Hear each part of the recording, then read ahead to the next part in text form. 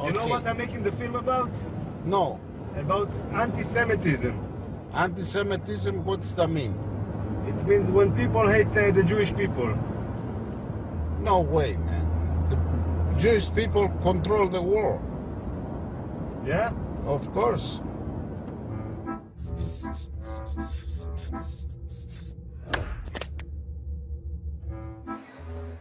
Being an Israeli Jew, I have never experienced anti-Semitism myself, but it's a phrase that always seems to be in the air.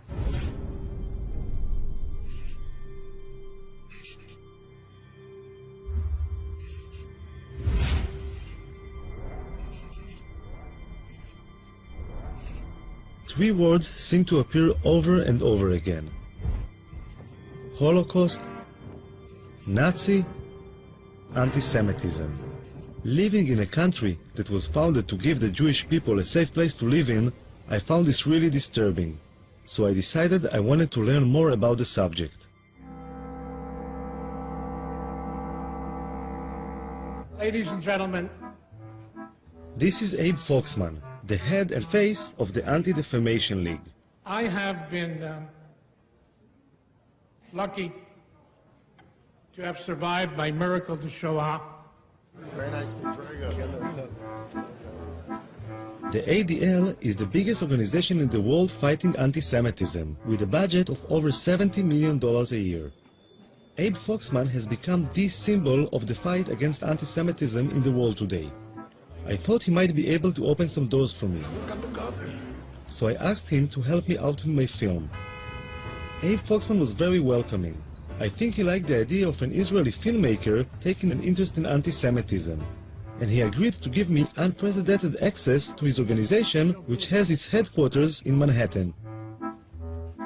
He's doing a film, which I still don't understand what it is, but we said yes, yes, and yes. You're on the record. Got it. Okay? I'll be good. Okay? He's not going to hurt us. Great. On the other hand, he's a good journalist, okay? I'll take he care wants of to get, good stuff. Foxman introduced me to some of the senior staff at the headquarters. You can talk to him, too. Would you say the ADL is like the biggest Jewish organization dealing with anti-Semitism? Oh, yes, yes. In the world. Yeah, there's no question about that. Yeah, certainly in the United States, but I would say in the world. We have all of our 27 offices all over the country with their ears to the railroad tracks. It starts with an insult, a denigrating statement, and at the very top, what you have is genocide. And in between is every bad thing that can happen to somebody. This is my grandmother. She's over 90 years old, and she lives in Jerusalem. I decided to tell her about the film I am making. אני ישראלי, כן? אני אף פעם לא הרגשתי מה זה אנטישמיות. אז אני שואל מה זה בעצם, אני בא ומנסה להבין מה זה. נו, אז עכשיו אתה יודע מה זה? אני לומד. אתה לומד. זו הסבתא שלך יפהפייה, זו אני. Her family emigrated from Russia in the 19th century because of the strong Zionist ideology. The first Zionists came to Israel, or Palestine as it was then, because they thought it was the only solution to anti-Semitism. אנחנו ציונים נלהבים. אנחנו לא נחליף את המדינה ולא נחליף את העם בשום פנים ואופן. לכן כשמדברים על דברים כאלה, זה פוגע. זה מרגיז. איזה דברים? על יהודים, על אנטישמים, על הדברים כאלה. אבל הם אומרים שיש שם הרבה אנטישמים. איפה שמה? אז למה הם לא באים אם יש אנטישמים? אם יש אנטישמים, למה הם לא באים? עד שירגו אותם. מה? אז למה באמת הם לא באים? למה הם לא באים? הם אוהבים כסף, יהודי אוהב כסף. יהודי זה רמאי. יהודי זה רמאי. והוא עושה שם כסף, למה לא לבוא פה ולעבוד, אם הוא יכול לעשות שם כסף בלי לעבוד? למה לא? שם הם לא עובדים? הם לא עובדים, זה שאני אומרת. שם יש להם כסף בלי לעבוד, פה אם יעבדו, יצטרכו לעבוד. איך יש להם כסף בלי לעבוד? אה? איך יש להם כסף בלי לעבוד? איך עשו כסף? ריבית, מלווה בריבית, ובתי מרזח פה, ויין פה, וזה שם. זה הם יודעים, יהודי יודע את הפוילשטיק האלה. יהודי יודע את הפוילשטיק האלה. אני אומרת לך, אני היהודייה האמיתית. לא כסף מסנוור אותי, שום דבר לא. אבל את מדברת כמו האנטישמים, שאומרים על היהודים שהם לא עובדים והם עושים... לא, אני לא מדברת. אני אומרת, הם רוצים להיות שם, שיפסם להם, עד שאולי יבוא מישהו, היטלר אחר ויהרוג אותם, יברחו. מה?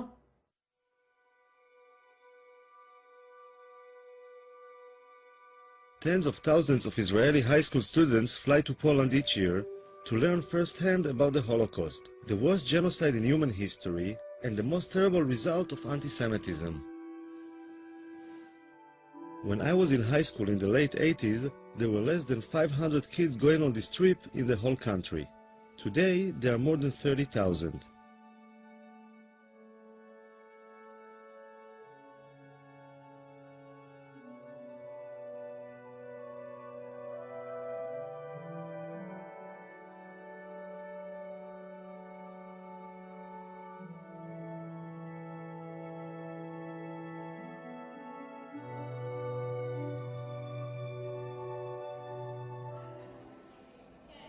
I decided to join them on their journey and their initial preparation, which takes place in Yad Vashem.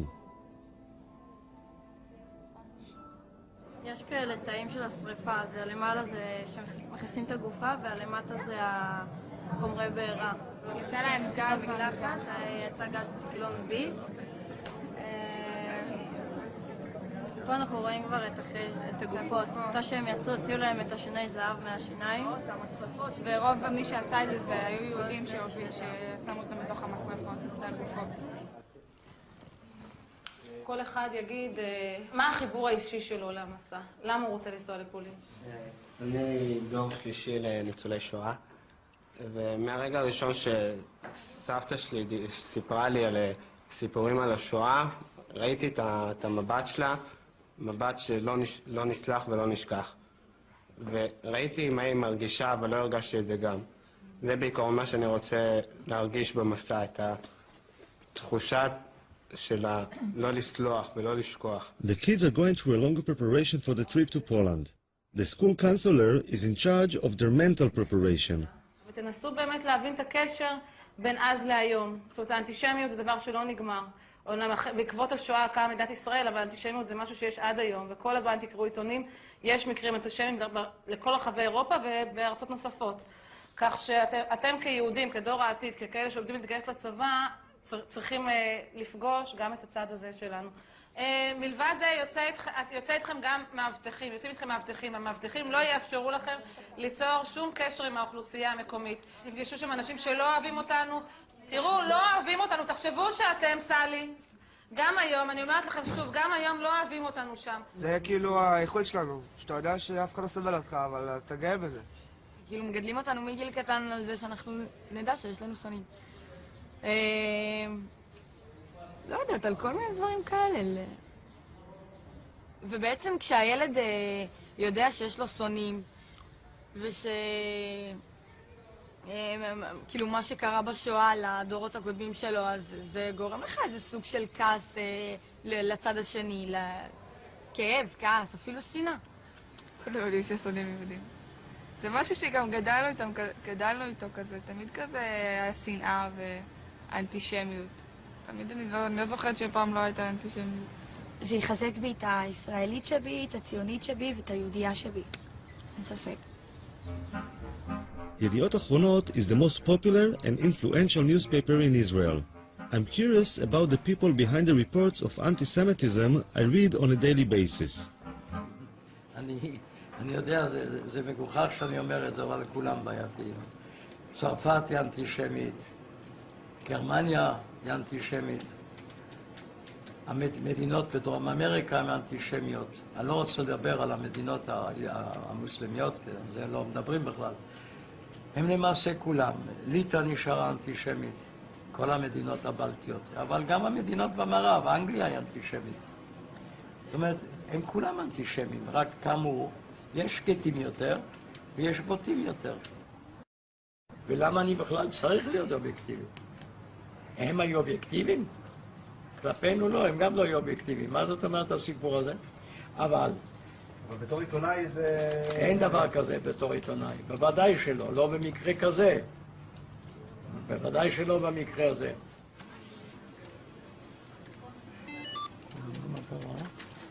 מה המספר? 172,345.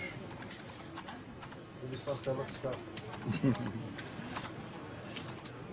אני הולך איתו כבר 65 שנים. אבא היה באושוויץ 1, אני הייתי באושוויץ 3, ואמא הייתה באושוויץ 2 בבירקנאו. Noach is over 80 years old and is making sure that the future generation of reporters will be just as committed as he is. ירידה זה פחות כותרת מעלייה? פחות. אז עלייה זה טוב. עלייה זה לא טוב, עלייה זה רע. עלייה זה טוב לעיתון.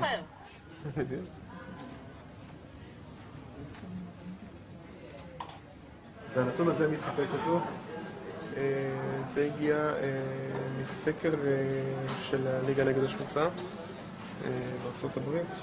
בהחלט שווה לתת לזה מקום די נרחב בעיתון. The headline in the Israeli paper was quite worrying. I wanted to see how the Anti-Defamation League actually fights anti-Semitism. How is he? Where is everybody? Where's the secretary? They're coming in now. Thank you. They're going to come in. Thank you. Hello. Hello. Have a seat and say hello. Introduce yourself. Joel Levy. Hello, Yoav. Yoav, very nice to meet you. Let me give you a card. Thank you. Okay. No? You don't have to button your... Why not? The working session. Okay, so it's working. So the reason I've asked to sit with both of you is what looks like a spike in anti-Semitic and racist activities or manifestations. Now, New York seems to be at the center, or at least getting the attention. Where do you see it? How do you see it? Well, I've had a lot of meetings with the police department and last week with the mayor to talk about this. There is a wave. There's no question about it. I don't know if it's attached to the time of the year, maybe attached to the presidential election. I'm not quite sure why we're saying it here. Do you have enough resources to deal with all this stuff? No. We're flooded every day with these things all over the country. It's a very big problem. According to the ADL reports from the last couple of years, the average number of anti-Semitic incidents in the US is around 1,500 a year. I'm hoping Joel Levy can help me find a case I'll be able to follow. What I'd like to do is to follow a case. I understand, yeah. You know, every film needs like a drive. Once we have like cases we can follow, so that would be great. We're going over the fresh data collected over the last couple of weeks to see if there's anything I will be able to film. We have received in the last week or so someone who employment case, someone who wasn't able to take days off for the holiday, someone who is a school teacher and wanted days off for Shavuot, someone who is a nursing student and had some issues with taking time off as well as with taking time off. We also got a phone call from someone who was complaining about a website that had anti-Semitic remarks on it. Someone who was complaining about an article in the newspaper who they thought had anti-Semitic undertones. And I mean, that seems to be the roundup. And that's what we've had in the last 2 weeks. 2 weeks. Those are the kinds of incidents that we've had recently. 5 in 2 weeks. So there's no way to predict. There wasn't anything suitable from the last 2 weeks. So Joel Levy tries to help me to find a case. What they're looking for is an incident that they might be able, and they will do all the contact work, but an incident they might be able to follow, to actually see something that has happened, to go to the site, to talk to people there, to show what has happened, the impact on them, how we interact with all of that, and so on.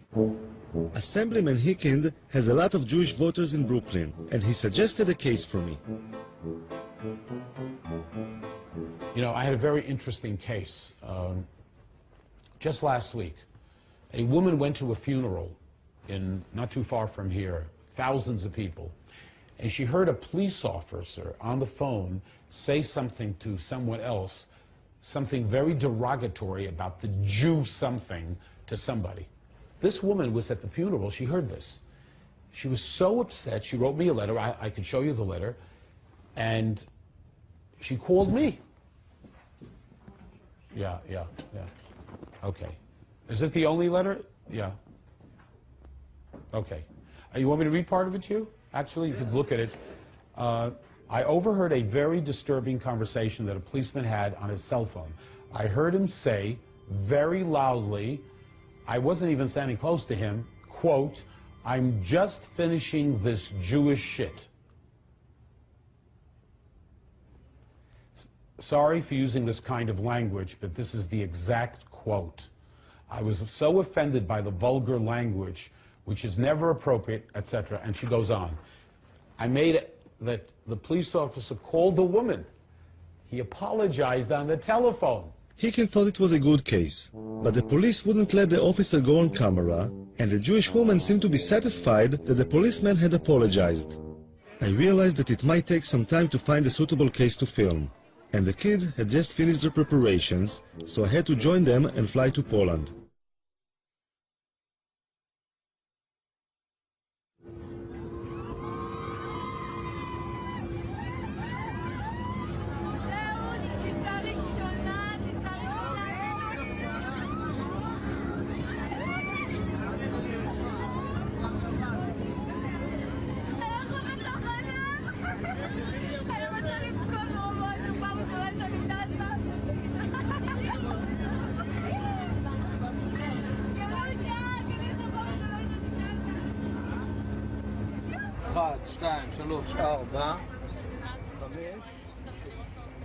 The man with the blanked out eyes is an Israeli Secret Service agent, whose identity we are not allowed to reveal. במידה ועכשיו קורה איזה מצב ששומעים איזשהו פיצוץ, לא משנה כרגע מה, מה שאני מבקש דבר ראשון, כולם לשבת או לשכב אפילו במעברים כמה שיותר מהר, בסדר? Traveling around Poland today, it's hard to imagine what it must have looked like over 60 years ago. But the guides help the kids to visualize and feel how it was under the Nazi regime. יסמין, את תהיי מבחינתנו המודל של אמא של דנקה, את תיכנסי מתחת למדרגות שם ליד העצים ואנחנו נצלם אותך. הייתה ילדה בשם דנקה שהייתה גרה כאן, אוקיי? והגרמנים היו זורקים פה את היהודים מהחלון. היו זורקים אותם, ואתה יודע, היו מתחבאים. אז אפילו שהבנתי, אמא שלה נתפסה, והיא ניצלה. מה היו עושים הגרמנים? היו זורקים אותם מהחלון פה, אתה רואה? תסתכל. היו זורקים אותם, ואת החפצים שלהם, והיו מחפשים אותם, כי היהודים היו מתחבאים מתחת לרחובות ובארונות. אז אני כאילו דנקה.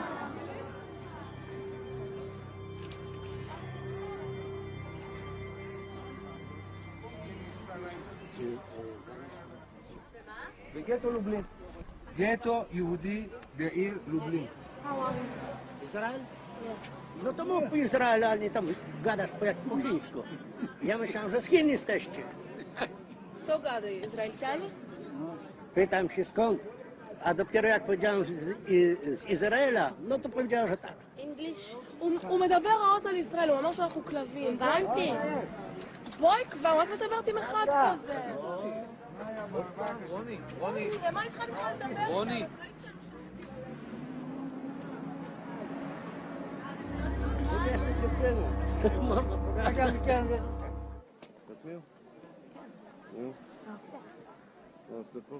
שומר עלינו מהאנטישמיות, כאילו שומר, שלא יבואו מתנגשים או כאילו יעשו לנו משהו בלי ש... את חושבת שזה יכול לקרות? כן, זה יכול. הרגע, היום בבוקר היינו 3 אנשים מבוגרים יחסית, שרק שמעו שאנחנו מישראל ודפקו לי פרצופים ואמרו שאנחנו קופים וחמורים ועוד שנייה כאילו היה מכות שם. הם לא אמרו שום דבר כזה. לא? לא? הם כן. לא?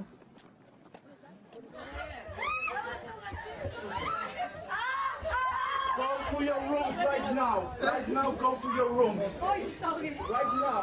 Go to your room. What happened here? What are you doing? מעניין. Excuse me. We are not vlog. We have some other guests here. I know that the kids, but you have to understand us. We have some other guests here. They're coming down and then they are staying there. We won't pay for it. Although the days in the Poland trip are long and exhausting, the kids still have a lot of energy when they get back to the hotel. Quiet, okay? But close the window and stay in your room, okay? למה אתם לא יוצאים? לא קשור לעייפות, מה, הייתי יוצאת. יש ניאו-נאצים, כאילו פה בפולין, שיש סכנה, יש לנו סכנה, כי נגיד הם יכולים לדפוק לנו בדלת בלי שנדע מי זה, ויכולים להתחיל לזרוק דברים מהחלון. זה מה שנגיד הסבירו לנו בארוחת ערב, הביאו לנו תדרוך, שתכלס אנחנו לא במדינה אוהבת, אנחנו במדינה יחסית עוינת. נגיד אם יגלו איפה אנחנו עשינו לנו פה הפגנות בחוץ, או אבנים זרקו עלינו, ונגיד לפני שבועיים נכנסו לי פה שיכורים כאילו ניאו-נאצים, התחילו לדפוק פה בדלתות וחיפשו יהודים. ככה כאילו הסבירו לנו אתמול בארוחת ערב. מי הסביר?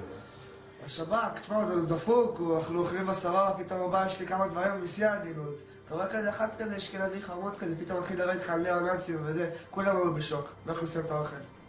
סך הכל בשביל הביטחון שלנו, אז כאילו, אסור לנו לצאת, ישר אחרי ארוחת ערב אנחנו צריכים להיכנס לחדרים.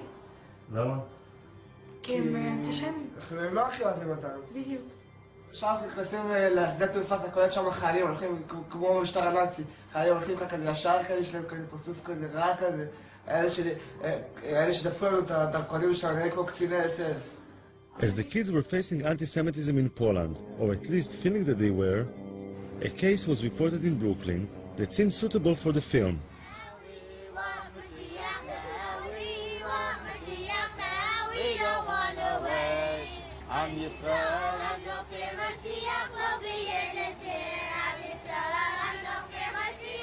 According to the report, a Lubavitcher yeshiva school bus, full of young children, had been pelted with stones as it was making its rounds dropping off children.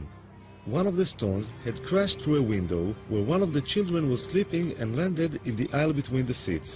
A second stone broke a window and barely missed two other children. Two mothers witnessed the incident and gave descriptions of a group of black youths between the ages of 10 and 12. So were you scared? Were you scared? I was worried for the kids. I was worried for the kids more than for me. What, all of a sudden you heard like a big noise? How was it?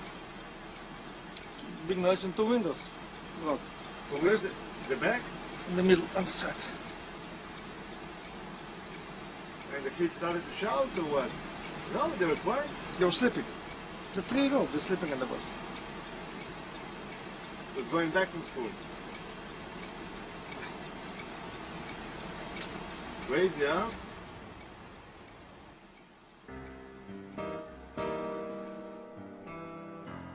Crown Heights is a mixed neighborhood of Jews and blacks.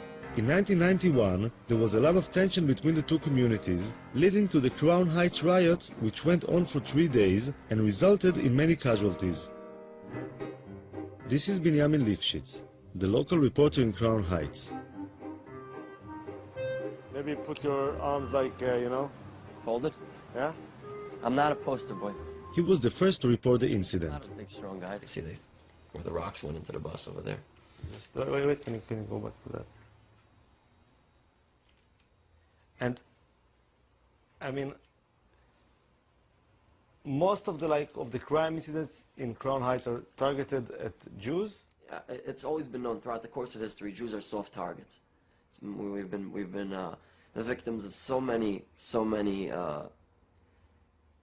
major incidents, genocides and catastrophes and holocausts and everything.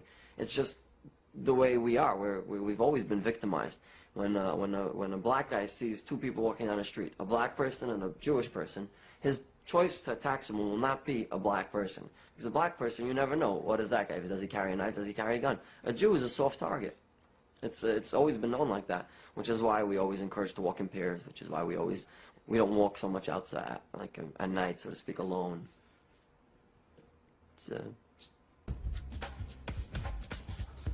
I thought I should speak with some of the blacks in the neighborhood to see what they feel about anti-Semitism.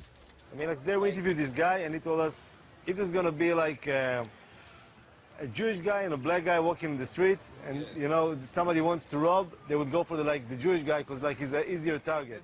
Actually, no, he's wrong. They would actually go for the black guy because you go for a Jewish guy, you get more time. Like the lawyers, the judges will actually give us more time if we rob someone of another race. They're going to classify it as a hate crime. Blacks rob each other because you get less time. So it's like a practical thing, right? Yeah, it's a lot of wisdom behind it. And honestly speaking, like, if you wanted to rob a Jewish person, like, why would you rob a Jewish person? Like, if you don't never see them with nothing that would make you want to rob them, like. Yeah, especially them up there. They basic, simple. They don't have nothing. And most people like, how could you target out a Jew person, like, when all of them dress the same? Like, everybody dressed the same. They all look the same, so. And I was around here 35 years. I have never seen a Jewish person get robbed in this neighborhood. Never. But there are kind of incidents between blacks and Jews, right? There are some issues. Well, it ain't really issues. It's like favoritism. They get treated better. Yeah, like, the police will treat them better. Yes, they do. If I'm arguing with a Jew, the cops gonna come to me. They're not gonna bother them. They're gonna think I'm the aggressor. They're not gonna think they're the aggressor because they already have like a perception that Jews are more holier than black people. Let me tell you something, another thing, you know, they're supposed to be the chosen ones, but they be in a welfare office, in a Section 8 office. They the first one to get any kind of bargain deal on anything. They're the first ones to get any kind of discount, or they know the system very well, okay? A lot of times they have all this money coming in the household, but somehow they always figure out a way to manage getting Section 8 or public assistance. Whatever services is available, trust me, the Jewish people are the first ones to find out about it. They're the first ones to utilize it. Actually, they're part of the mind control system that they use through television and the media. The higher-ups. That right there is in a book called The Elders of the Protocols of Zion. That was in like 1898. They was talking about how the Jews will use TV and media and propaganda to control the world and take over the world. So little things like that just, oh man. Who wrote that book? It was a Russian who wrote that book too. Elders, whoever's watching this, Elders of the Protocol of Zion, read it. It gives you an idea of the blueprint to take over the world. It is. They're implementing it right now. It's actually, when you read it, they say it's false. But when you read it, you see everything coming to light. The Protocols of the Elders of Zion describes how a group of old Jews sit around the table plotting conspiracies to take over the world. But that's considered to be like a really anti-Semitic book, you know. It is anti-Semitic to a certain. It's really not anti-Semitic. It's not anti-Semitic. It's like people keep saying things and they really don't know what they're talking about. If somebody's telling the truth, if somebody's telling the truth about something, why does it have to be anti-Semitic? Because it's not in the Jewish people's favor. It's not anti-Semitic. It's just somebody being honest. Facts is what it is.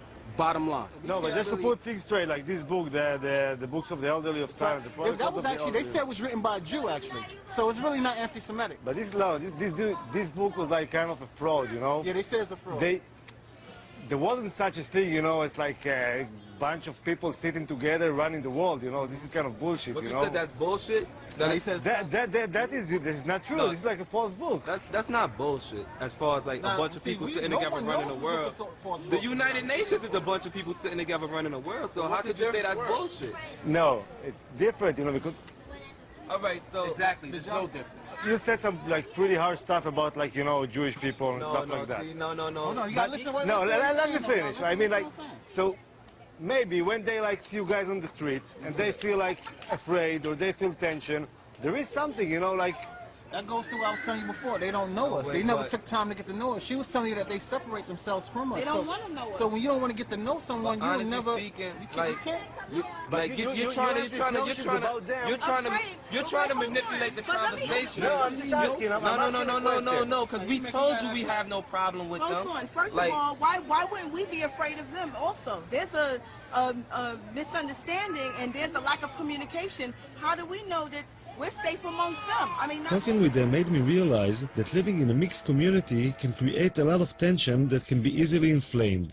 I went to talk about the situation with Rabbi Hecht, one of the leaders of the Jewish community and Commissioner for Human Rights. Even the attack on the school bus.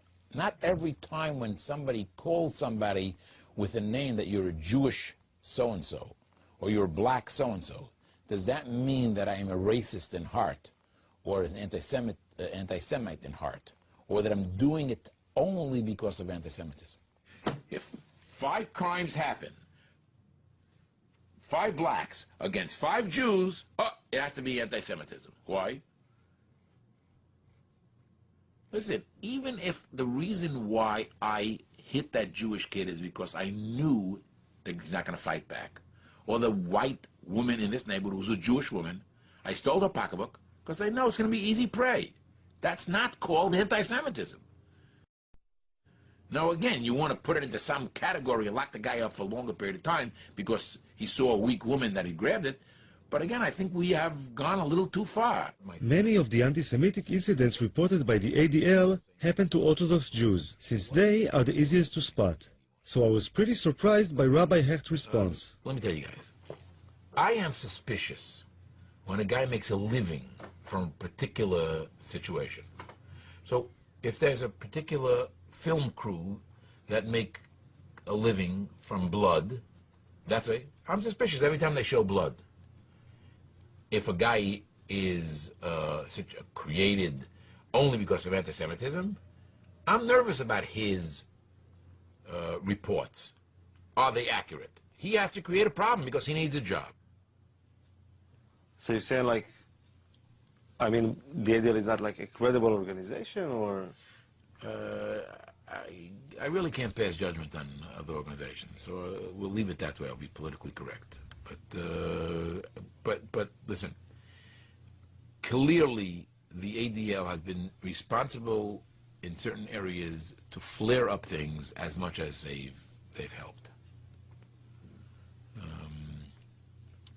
Of course, having said that, now I'm on the ADL's blacklist now, so Mr. Foxman is not going to come to my home for dinner.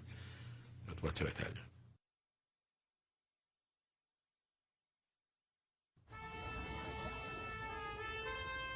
An important part of the ADL's work are the international missions, and Foxman decided to allow me to join him. Every year, a few ADL board members and contributors get to join Foxman as he travels to various countries, meeting heads of state, politicians, and other influential people who can help in the fight against anti-Semitism.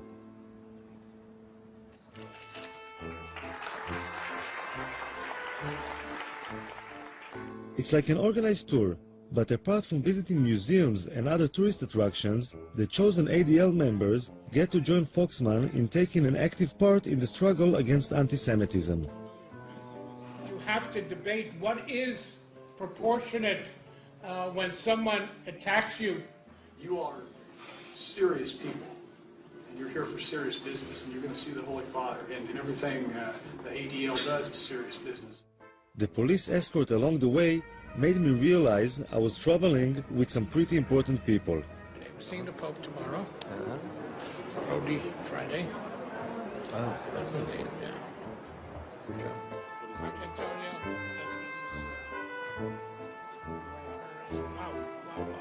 Beautiful. How gorgeous. I'm curious about how Mr. Foxman gets to meet all these important people. Why would all these ambassadors, politicians, and heads of state take the time to meet him? It's their perception of the power of the Jewish community, which is one of those sides of the anti-Semitism, which is it's a very thin line, you know. They believe we are more powerful than we are. I've always said Jews are not as powerful as the Jews think we are, nor as powerful as our enemies think we are. We're somewhere in between. But they do believe, to some extent, that we can make a difference in Washington, and we're not going to convince them otherwise. So how do you fight this sinister, conspiratorial view of Jews without using it? Look, when the United Nations comes to its General Assembly, we meet with 40 heads of state, foreign ministers. Why? I think I got it. It's like a poker game in which Foxman bluffs the other side into thinking the Jews have more influence and power in Washington than they really have. The downside is that the idea of Jews being so powerful can result in envy, even hate. Foxman has a very close relationship with the Israeli government. All right. Oh, yeah. A couple of times. Israel relies on Foxman when it comes to issues of anti-Semitism. And being the Jewish state, anti-Semitism is always on the agenda.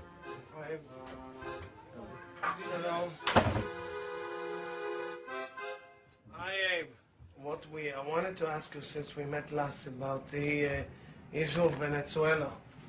Because I heard voices kind of saying it's not so bad, and Latin America is not so bad, but I'm not convinced. And the question You is have good what- reason not to be convinced. You have good reason. It is getting worse. Right. And little by little, as long as oil money works. I'm told that by our experts, it's the only, except for Iran, it's the only government-propagated anti-Semitism today around the world. It's a rare. Formally, right. This is First quite scary. within the country and then outside. So are you pressing in any way? We've talked to Jesse Jackson, who has a relationship, but it's not for camera, but there are other plans. We'll talk about it in a minute. So we have a very beautiful here. The first example of what Foxman is talking about was a meeting with a special advisor to the Ukrainian President Yushchenko. The Ukrainian government would like to distance itself from the embrace of the Russians and strengthen its ties with the West, most especially the United States. They believe that the Jews can become their allies in the US Congress. We come to celebrate your democracy, but we also come with mixed feelings. The history of the Jewish people in this country is primarily one of tragedy.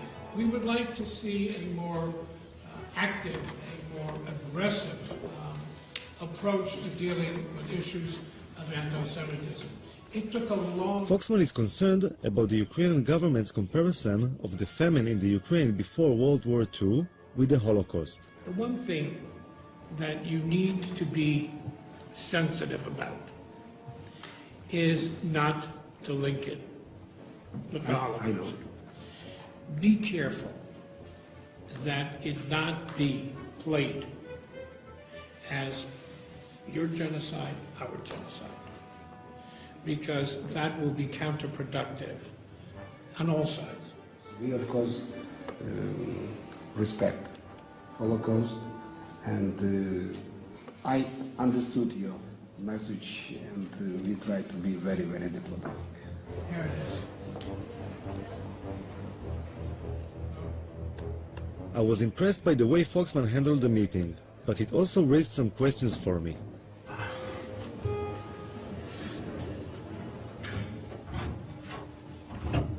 She was kind of pushing him a little bit, huh? He was kind of what? Pushing him. Yes, of course. It's always like that?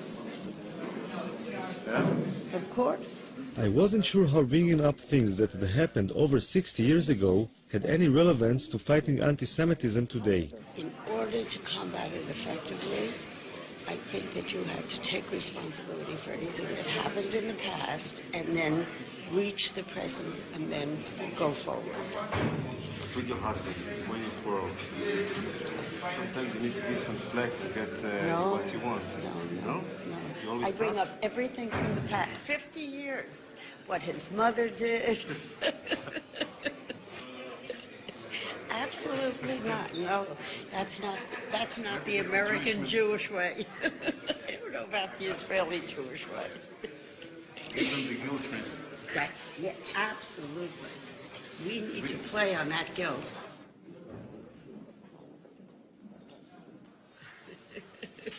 I asked when you're having a quarrel, whether she give you some slack sometimes to, to make up, and she said no.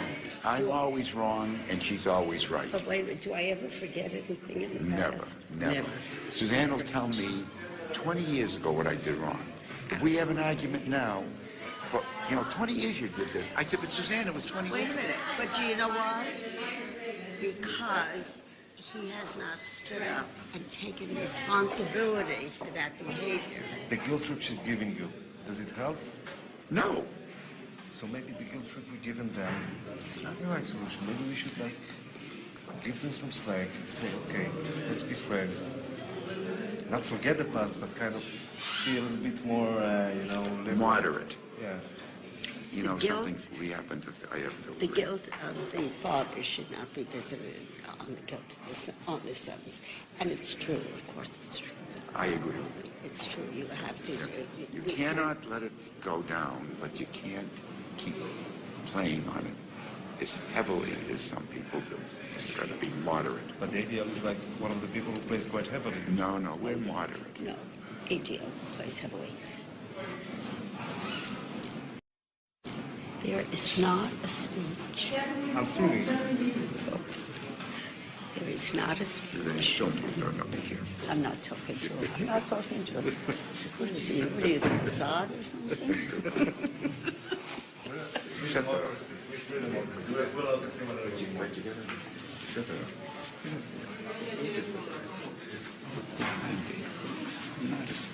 I was fortunate. I'm passionate, believe me. Quite as much.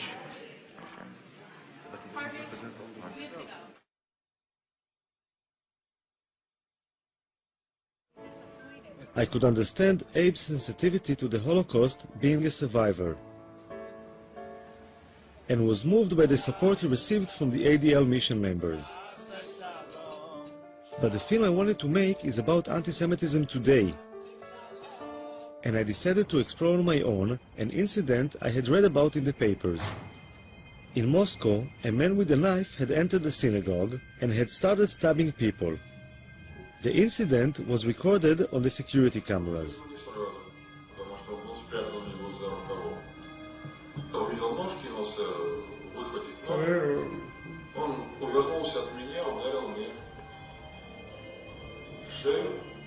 Раздались истерические неестественные крики, когда убивает человека. Мы все бросили молитву и выбежали в дом.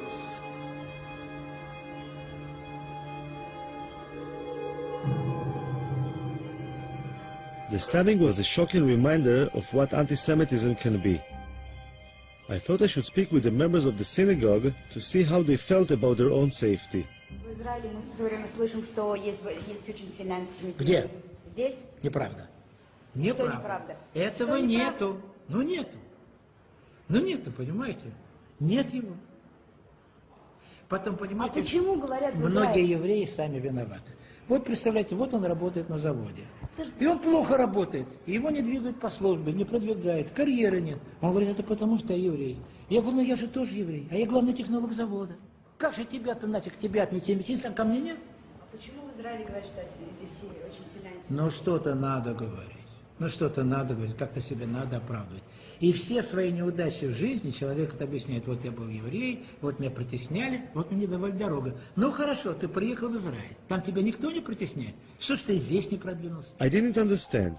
How come these religious Jews, who go to the synagogue every day and are such easy targets for anti-Semites, don't seem so concerned about their personal safety? I decided to ask the local rabbi in Kiev about it. The truth is that for some reason secular Jews are more worried about anti-Semitism than religious Jews, if you noticed. It's not that way. It's just that on their agenda of being Jewish, anti-Semitism is not part of being Jewish for an Orthodox Jew. Part of being Jewish is not fighting anti-Semitism. Part of being Jewish is practicing Judaism. There's no mitzvah in the Torah when you practice Judaism to fight anti-Semitism. At the same time, fighting anti-Semitism is something that's important for the Jewish people, for Jewish communities throughout the world. And very often, people that are not practicing, like you say, that's where they find their thing. So they'll, express their Jewish identity in a way that they'll be fighting anti-Semitism and thereby helping the community, in its fight for anti-Semitism. The rabbi said that it is actually an issue of identity. I wanted to know if Suzanne and Harvey Prince would agree with this theory. Yeah, I mean, you can't film this because, I do think that the ADL helps to reinforce our Jewish identity because we're not Orthodox and we don't have a religious Jewish life.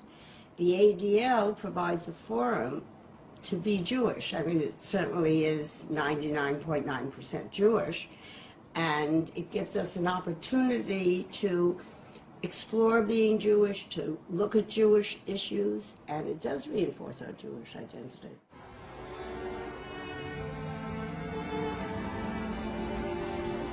Babi Yar, in the suburbs of Kiev, is a mass grave in which 33,771 Jews were shot after digging their own grave over the course of just 2 days in September 1941.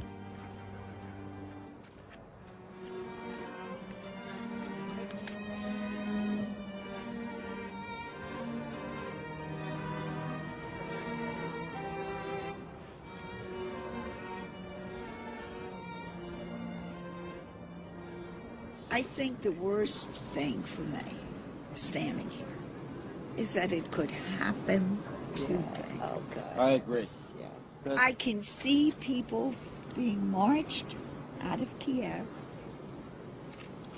and shot Marilyn, by some people who would decide that's the thing to do. That's right. Maybe they do it to gays. Maybe they do it to... That's why we have to support Israel. whatever. Israel's our insurance policy. If it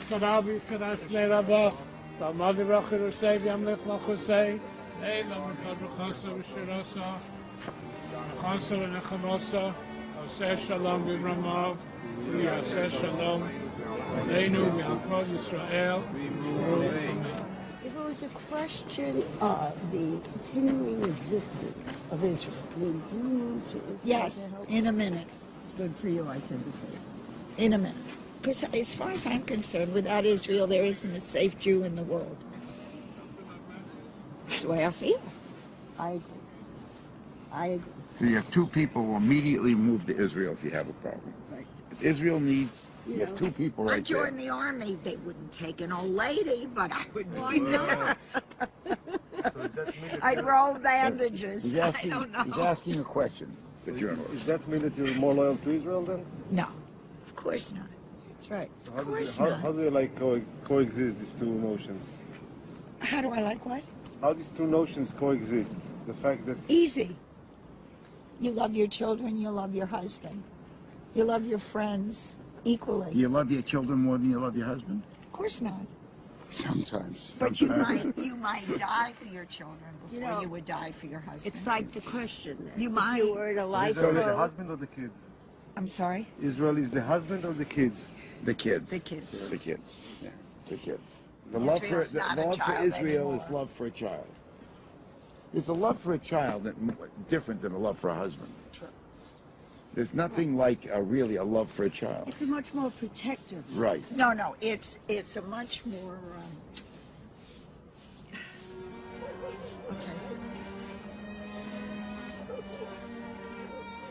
According to the ADL mission members, Israel is a child which needs their support, but is also their insurance policy in case something terrible should ever happen again. But at this particular moment, this insurance policy was busy being a teenager making its way to Maidane concentration camp near Lublin.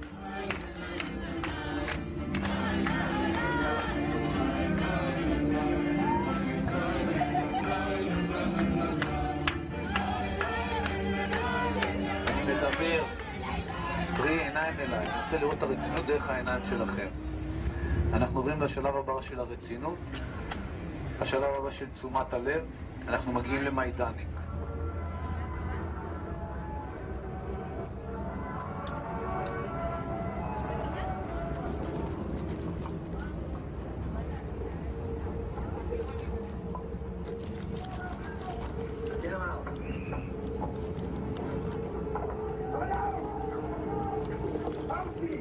המסע האמיתי מתחיל עכשיו, עכשיו הולכים לראות את כל הדברים המוחשים. עד עכשיו רק ראינו כאילו, אתה יודע, בית כנסת ודברים כאלה, עכשיו הולכים לראות ממש איך השמידו אותם, את המשרפות וכל זה. יהיה קשה. והייתה שם מפקדת של הפלד, שקראו לה בריג'יט עצמיית אדם. בריג'יט עצמיית אדם הייתה הולכת, רוכבת על גבי סוס, באזור המקסים הזה של לובלין, עם שוד ברזל שמחובר אליו כל מיני ברזלים כאילו כמו שאתם רואים לפעמים בסרטים של המלחמות. ופשוט עוברת על גבי אסירים ומכה אותם. סתם ככה? סתם ככה. אוקיי? בריז'יט עצמיית אדם שהייתה מפקדת זה.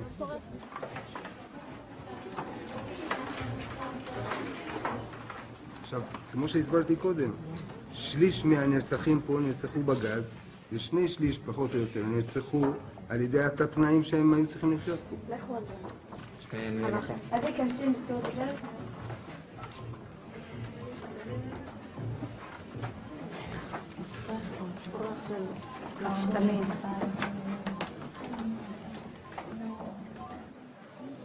מה אתם מדברות? מאוכזבות. לעצמנו. למה? הוא קצת קשה להכיר. כאילו, אנחנו מסתכלים על זה, אני אישית מסתכלת על זה ואני לא... קשה לי להבין איפה אנחנו נמצאים. עדיין. זאת אומרת, רואים, אבל לא מפנימים. מאכזב, אתה חושב כאילו, מה, אתה פה עושה את הטעות, אתה מתחיל להרגיש אותו משהו. אתה מרגיש כאילו אתה מזלזל בדבר, וזה ממש לא ככה. This was my first time in Majdanek as well, and I could relate to the way the kids felt. The horrors were almost impossible to digest. But the kids just couldn't accept the fact that they wouldn't become emotional after all the preparation they'd been through. אני חושבת שאם מוצאים מדריך למסע כזה, אז הוא אמור לדעת, לרגש ולדעת מה היה כאן. אני חושבת לא, אני לא מספיק בזה. אני לא מספיק ממצא את עצמי במסע. את לא צריכה, אבל את לא. אני רק ההתחלה, אוקיי. קחי את הזמן שלך, את לא צריכה להרגיש רע עם עצמך שאת לא מצטמרת כל הזמן. אני מרגישה רע עם עצמי שאני לא ממצא את עצמי. לא, אבל אז אני אומר עוד פעם, את חובה עכשיו להביא דברים, תני לעצמך את הזמן, זה מה שאני מבקש, לא יותר מזה.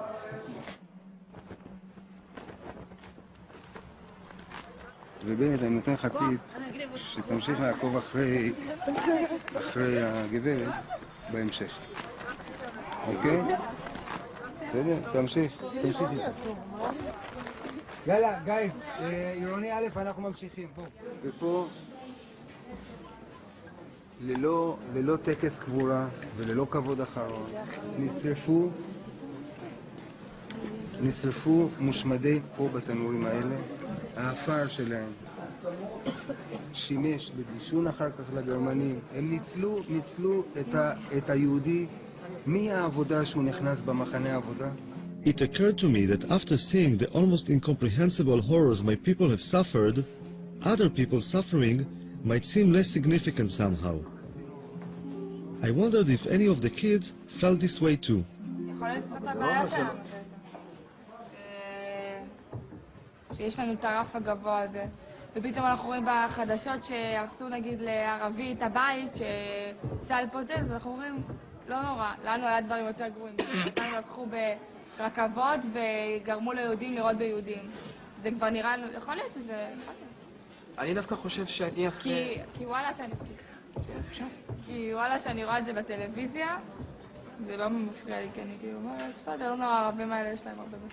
Nofar was not the only one thinking about the Israeli-Palestinian conflict in relation to anti-Semitism. Professor Norman Finkelstein, a Jewish academic from DePaul University in Chicago, has written a book called The Holocaust Industry, in which he accuses parts of the Jewish establishment of making cynical political use of the Holocaust. Dr. Finkelstein, you have some visitors?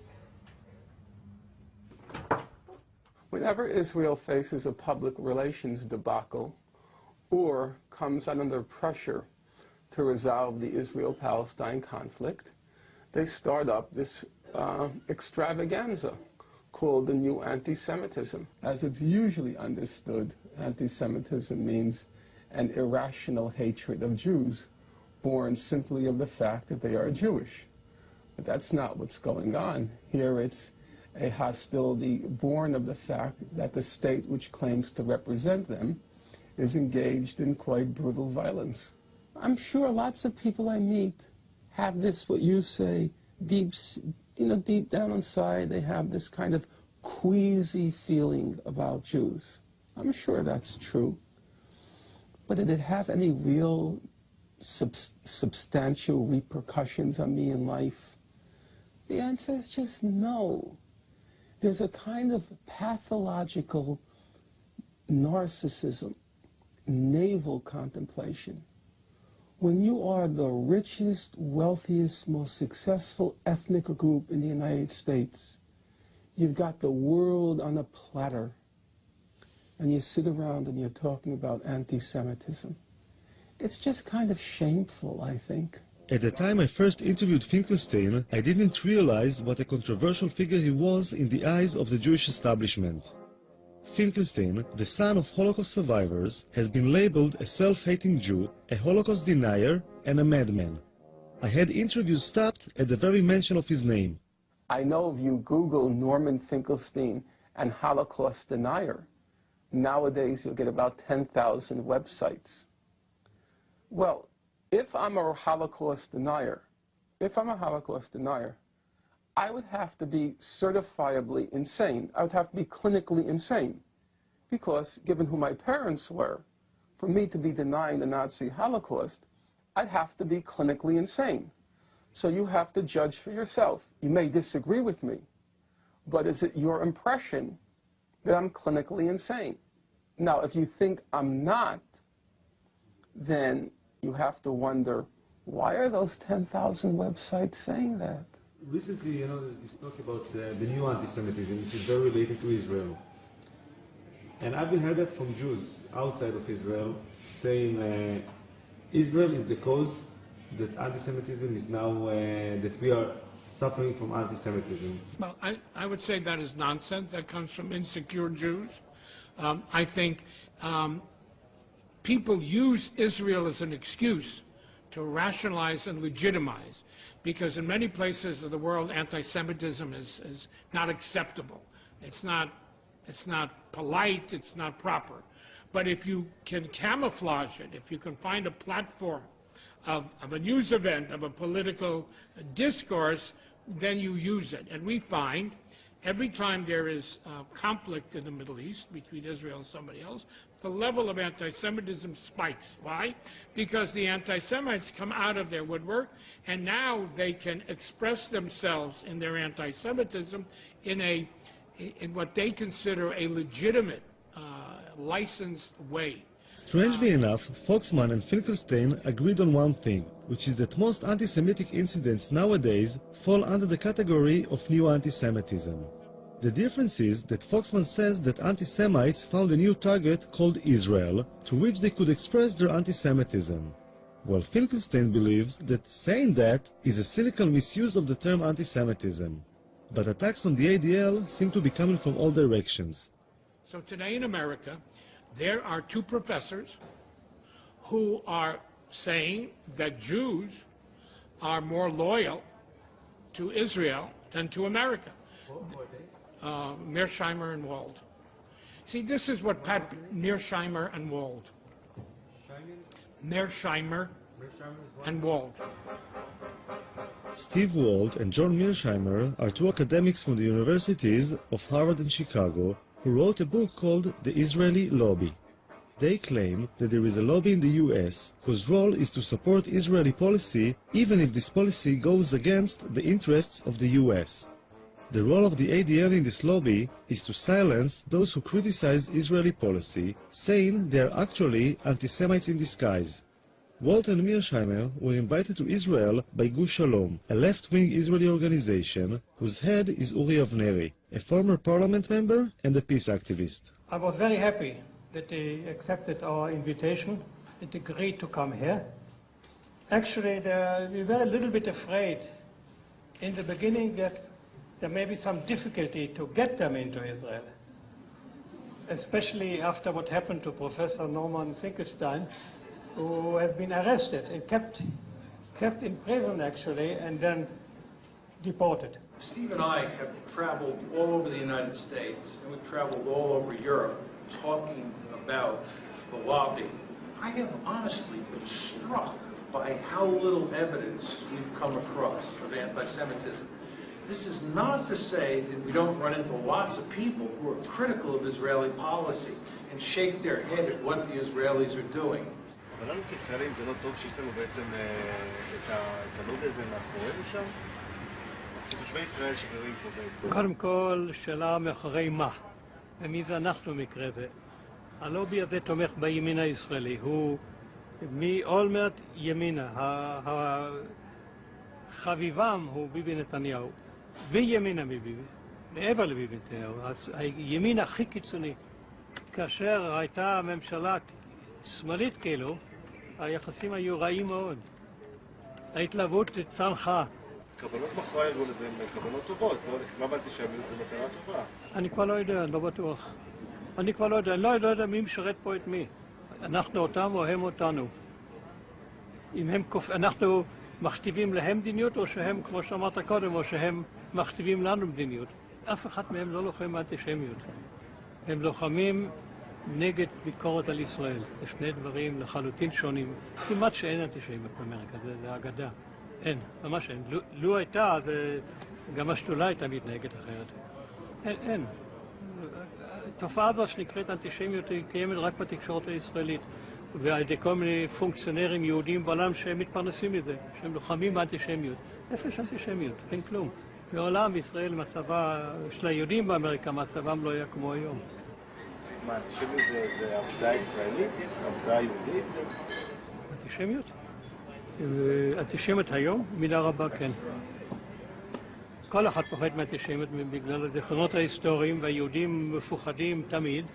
באמריקה היהודים, כמה שהם חזקים וכמה שהם מושלים באמריקה למעשה, הם פוחדים מהצל של עצמם. כל רגע, אחרי כל עץ, מסתתר אנטישמיות. בולשיט, אין דבר כזה. אנטי-ערבים, אנטי-מוסלמים, אנטי-שחורים, אנטי... מה שאתה רוצה. אנטישמים? פשוט אתה צריך זכוכית מגדלת למצוא אותם, ויש כאלה שהולכים עם זכוכית מגדלת, כמו שרלוק הולמס, ומוצאים אנטישמים. Abe Foxman's spokesman, Ari O'Sullivan, was the last person I expected to see at the event. What was he doing here? Look, Abe, they mentioned the ADL a couple of times in their talks, and like I told you, they were false, these things. And I went up to Walt, but he was surrounded with people. I said, listen, I'm from ADL, Ari O'Sullivan, and those two things you said about the ADL are incorrect. I got a lot of interest from the foreign press. I don't know about the Israeli media, though. Was it the Israeli media here? אני מהליגה נגד השמצה. זה שהזכירו כל הזמן, ADL. לא, אתה מהליגה. אני הדובר של הליגה. מי אתה? אתה בארץ? כן, אתה מגוש. מי מגוש שלו? למה הבאתם אותו? את מי? את שניהם. זאת אומרת, למה הבאנו אותו? אנחנו חושבים שמה שהאנשים האלה עושים זה פשוט פעולה הכי מבורכת שיכולה להיות. לא לגבי השמצה או לא השמצה. לגבי אי פעם להגיע למצב נורמלי ומאוזן באזור הזה. יש לכם כסף להביא אנשים כאלה פה? כי אמרו לי שגוש שלום זה ארגון קטן, שולי כזה. גוש שלום זה ארגון קטן, אבל את הקצת כסף שיש לו, הוא מנצל לדברים החשובים ביותר. והדברים החשובים ביותר זה להגיע סוף סוף אי פעם לאיזשהו פיוס בין הפלסטינים לבין היהודים במזרח התיכון.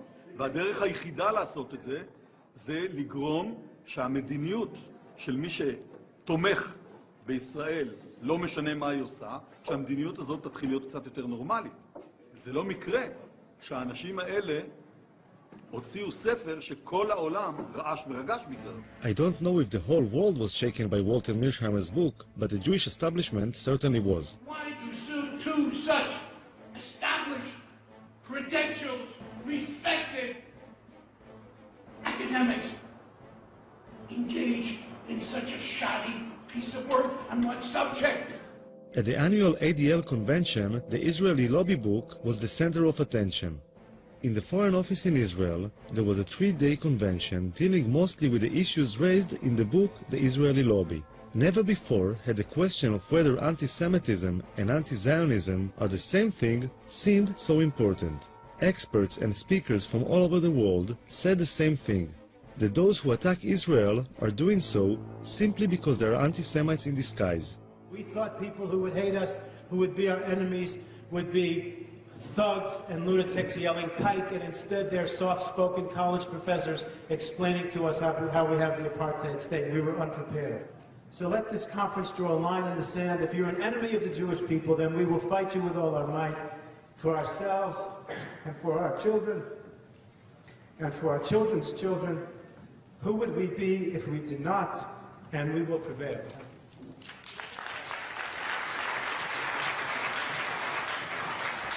After 3 days, something happened which was more or less the equivalent of a bomb being thrown into the room. If you came down from space, you would think, having looked at this conference, that there was absolutely no problem in the West Bank or in Gaza. One element of the reason why so many people around the world are angry with Israel is because of the continuing settlement and occupation of Palestinian land, and because Israel, which has state power, has not done enough to end the occupation. One of the reasons. Such an occupation cannot be sustained without racism, without violence, and without humiliation against the people who are occupied. Thank you. I don't get it. I just don't get it unless you were ironic.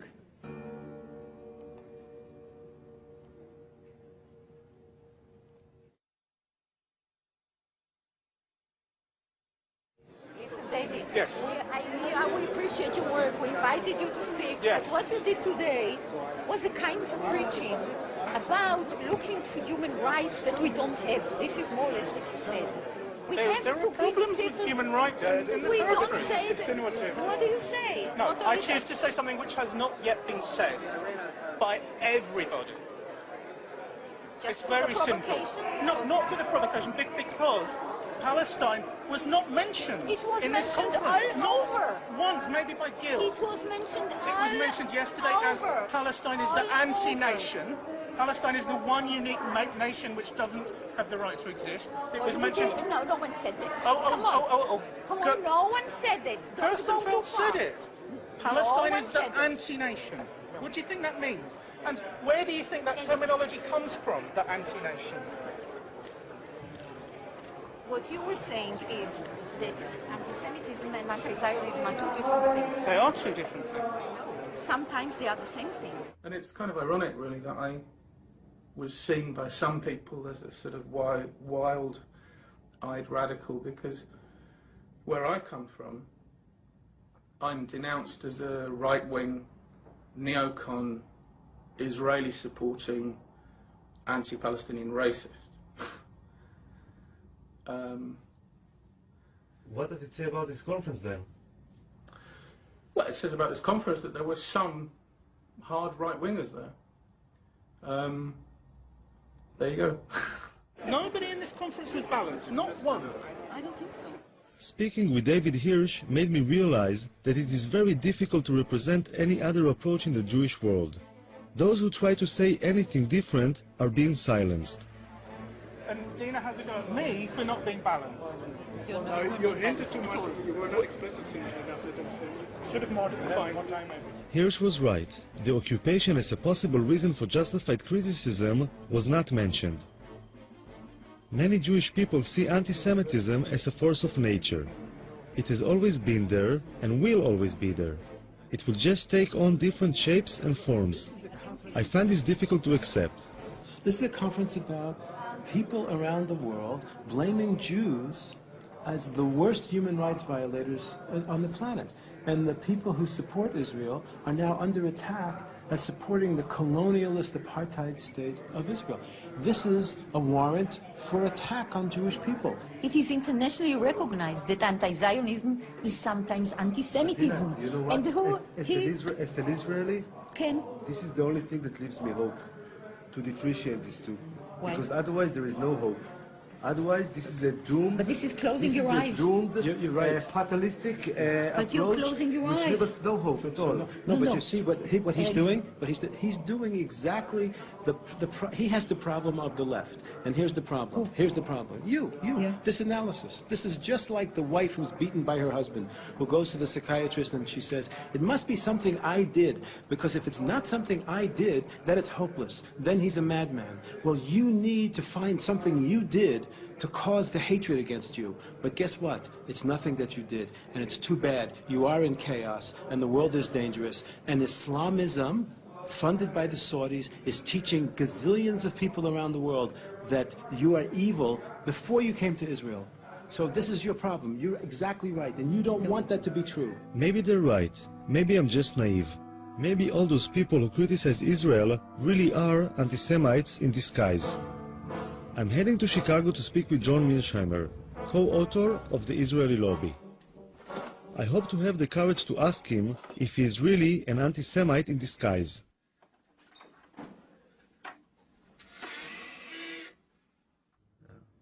But did you kind of took a few minutes to question yourself when you've been blamed as being anti-Semite? Did you try to think about it between yourself and yourself, I don't know if you have this expression, within yourself, did you take some moment to think maybe some of it was influenced by something which is, could be interpreted as anti-Semitism? No, because I'm not anti-Semitic, and I never had any doubt that I wasn't anti-Semitic, and I just didn't see any need to do this. My arguments are not in any way, shape, or form hostile to Jews or hostile to the state of Israel. And in fact, Steve Walt and I go to great lengths in the books to make in the book and in the article to make the case that we think the lobby's policies are not in Israel's interest or in America's interest. And we believe that the policies that we're pushing and the arguments that we're making are better for Israel and better for the United States. Now, one can disagree with that, but those arguments that we're making are not anti-Semitic, and we're not anti-Semites. Of course, it's almost impossible to prove that you're not an anti-Semite, which is one reason that this charge is so effective. How does one say, I'm not anti-Semitic, and convince people who say you are? My best friend is right, that's what you end up saying, that my best friends are Jews. Some of my best friends are Jews, and of course this is not a very convincing argument. In fact, it's an argument that's almost guaranteed to lose. There's no question that anti-Semitism has been a poisonous and potent phenomenon over time. And there's no question that someone like Abe Foxman, who grew up as an infant and a young boy in Europe during the Holocaust, is going to be affected by that history of anti-Semitism. They say that eventually it's bad for Israel as well, not only for the United States, but this policy eventually will be bad for Israel as well. But that's not their goddamn business. Who the hell asked them to decide what's good for you? You know, who are they?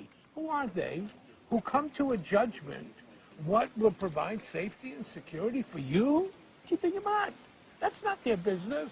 Look, I have an obsession in this place with one thing, which I have. We need to find a way.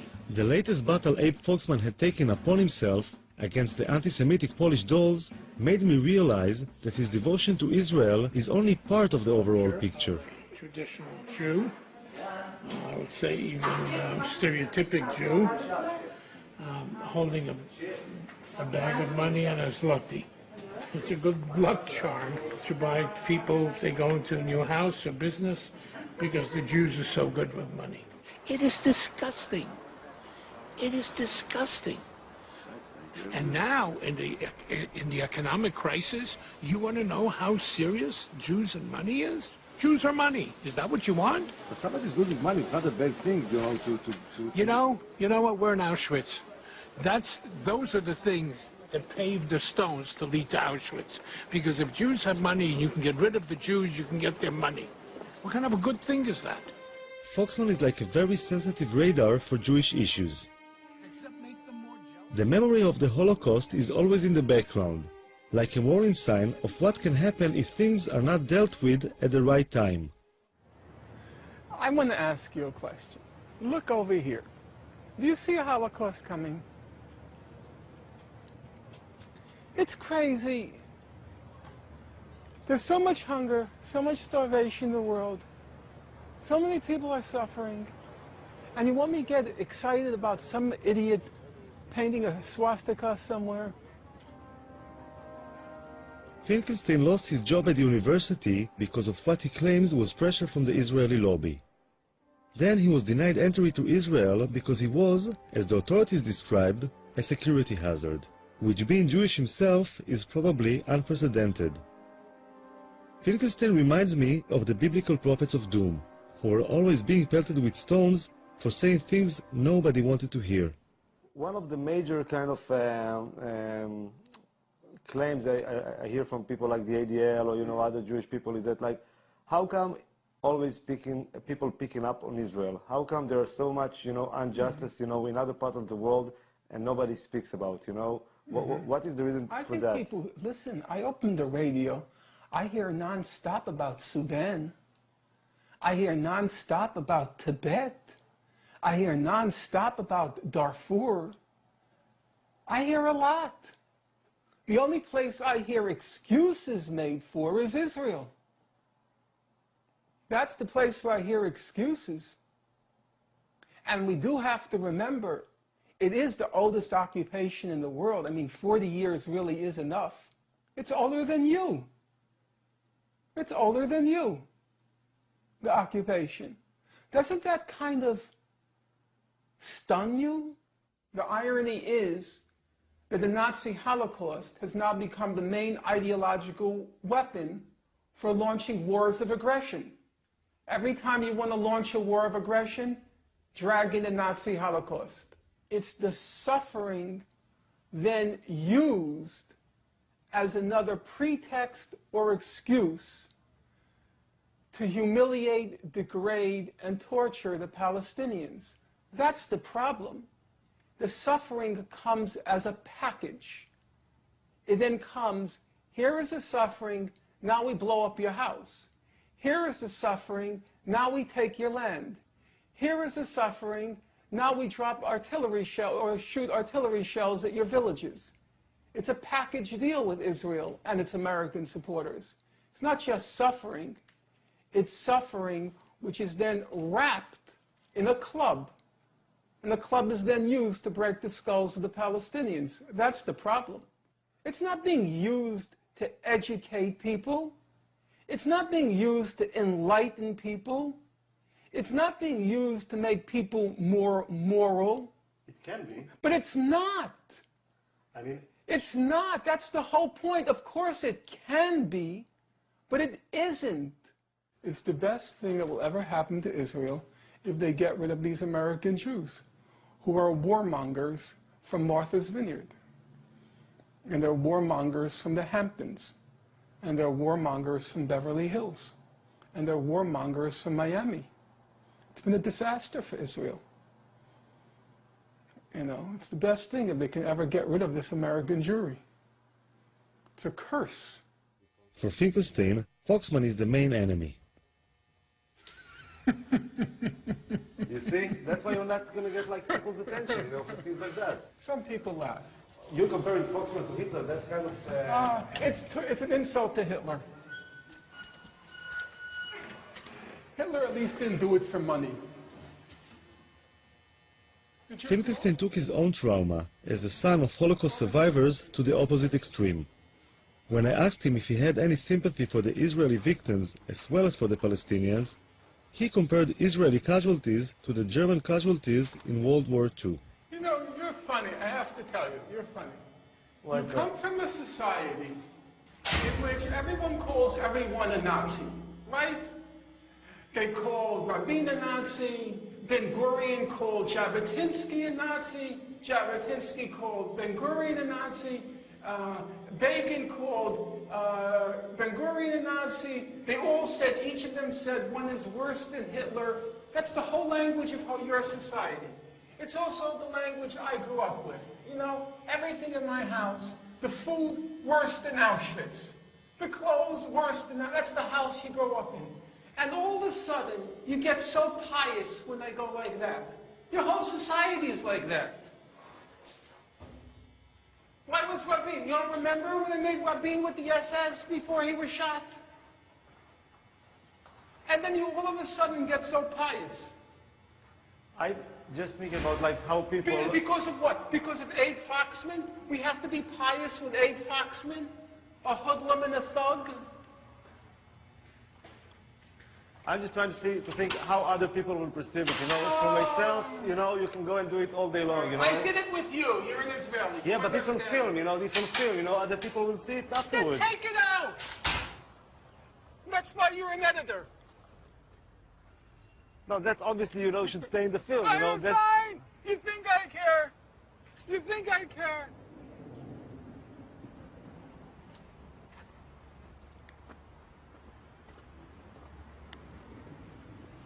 So you like the neighborhood?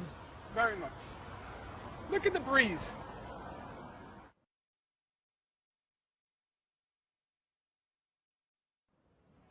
The last time I was with Foxman was in Auschwitz.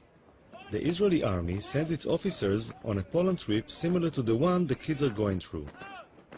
This year, for the first time ever, an ADL mission became an integral part of the Israeli Defense Force mission. Marching next to Foxman is the Deputy Chief of Staff, the second in command of the Israeli army. On Foxman's left is the Israeli ambassador to Poland.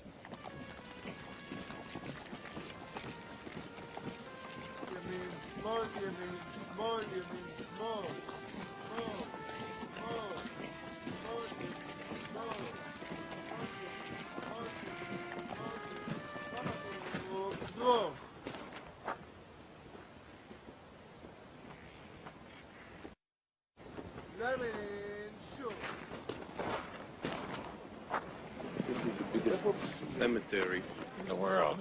In the world. Poland. It's not the Jewish cemetery, but it's the biggest cemetery ever.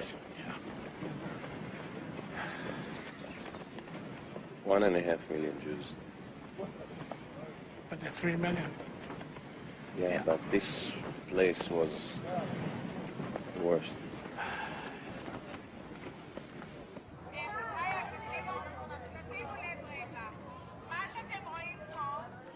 אנחנו חיים בתחושה שמוות מלווה אותנו כל הזמן. והאם התחושה הזאת היא טובה או לא, אני לא יודע. כלומר, כל הזמן עוטפת מעלינו, ופה אתה רואה את זה בעוד, שהפכו את זה לתעשייה. תעשיית המוות. הגרמנים התחילו עם זה, ואנחנו היום מנציחים את התעשייה הזאת. האם... אתמול אני חשבתי הרבה האם אנחנו, ואמרתי לך את זה בערב, בשיחה. האם מצעד החיים הזה זה דבר טוב או רע, כל המפעל הזה? אנחנו מנציחים את המוות, ואנחנו בכך לא הופכים לעם נורמלי. זה שאנחנו שמים דגש על המוות ועל מה שקרה, וצריך לזכור, לא שום ספק. ואנחנו יותר מדי חיים בתוך זה, וזה גורם לנו לא להיות, זה גורם לנו לא להיות עם נורמלי, זה גורם לנו להיות עם... זה גורם לנו להיות... בה נרצחו 20 וכמה חבר'ה, פולנים, כאן בחצר הזו, אז אל תשבו על האנדרטה בבקשה.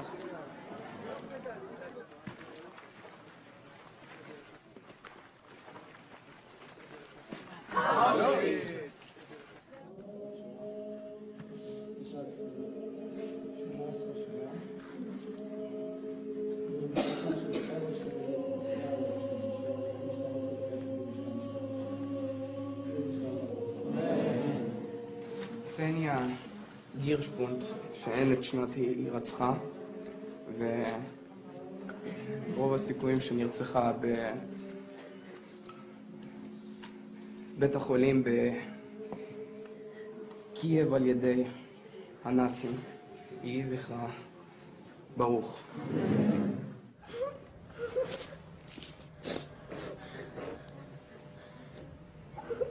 היו הרבה מזוודות, שעל כל מזוודה היה רשום שם.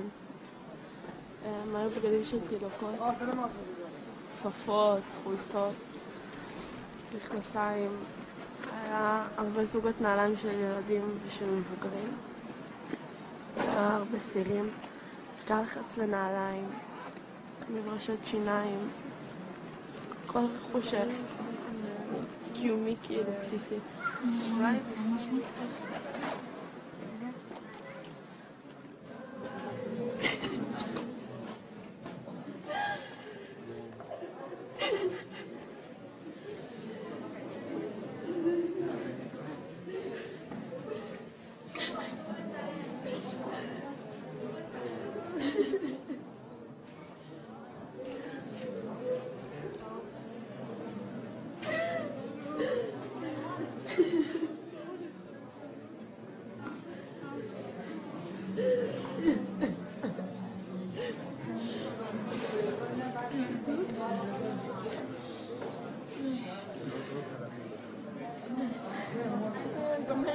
די, אבל מהר נגמר.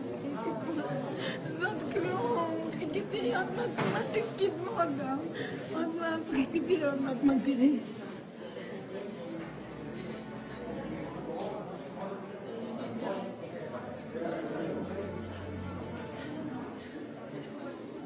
זה עכשיו זה שרוצחים לך בגלל הנאום שלי. זהו, סתם בגלל הנאום שלי שלא עשיתי כלום. שלא עשיתי כלום.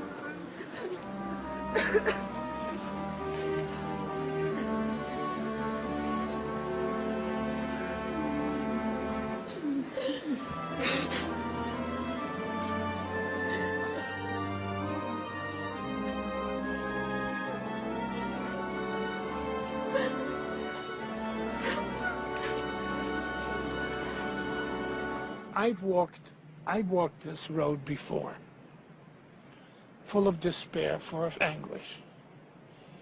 To walk and feel the strength behind you of 150 officers of all the levels of the Israeli army, I walked with pride. I walked with hope. I hope with strength.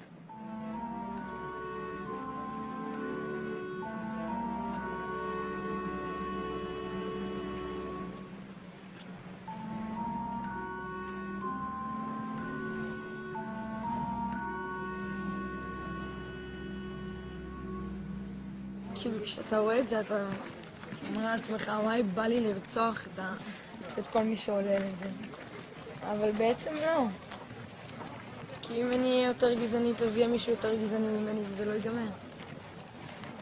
אבל את מי בא לך לרצוח? את מי בא לי לרצוח? את כל אלה. מי זה אלה? הנאצים, הצוררים האלה. טוב, הם כבר, את יודעת, מתו. כן, אבל תאמין לי שיש להם דורות. אמנם לא כמוהם, אבל יש. My filming was coming to an end. As I looked at the sleeping kids, I thought that putting so much emphasis on the past, as horrific as it has been, is holding us back.